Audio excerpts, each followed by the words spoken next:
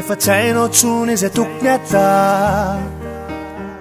te hivazavazy te faty angina tapidalaka le hoaizy ana hainao mantsy fa tsy ondray ilay ty mezaka fony anao mitsy kanefa latsiay ao tomiky hoe izy hoe anioay mamatsara anao iany hoe izy amono tena ty hoe zinazay rehetra le manay masao izy io leo efa tsy hainao tsony izay tokony atao zany velo hoe tena ty tena ty ty mangina fa rehefa tena ty io fonao io tony adala fa rehefa tena ty matsika kasy te hialala fa zany izy rehefa love love love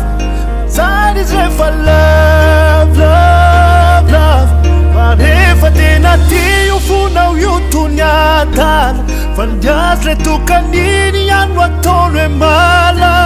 fa zany izy rehefa love love love zany izy rehefa love love love zany izy rehefa love yeah zany izy rehefa love tsisy masaka anazy eo aminy zany nefa nanany rifiry na iaretany mangidy izaky ianao tsy ahony fa ny ataony anino ataony ianao tsy rarahiny oraranao finotiny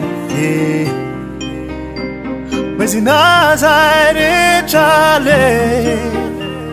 manay masao izy io leo efa tsy hainao tsony izay tokony atao fa rehefa tena ty io fonao io tony adala fa rehefa tena ty matsika kasy te hialala fa zany izy rehefa love love love zany izy rehefa love love love fa rehefa tena ty io fonao io tony adala fa ndiazy le tokaniny ihany no ataony hoe malala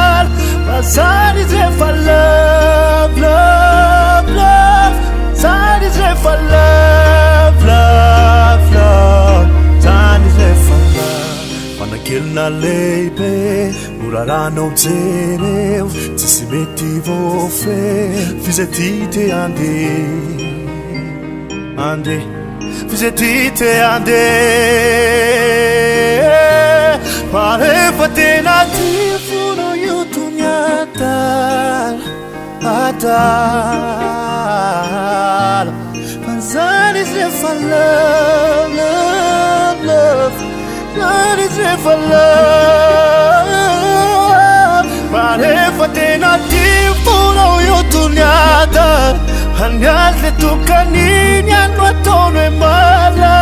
fa zany izy rehefa love love love zany izy rehefa love love love zany izy rehefa love love love zany izy rehefa love love love zany izy rehefa love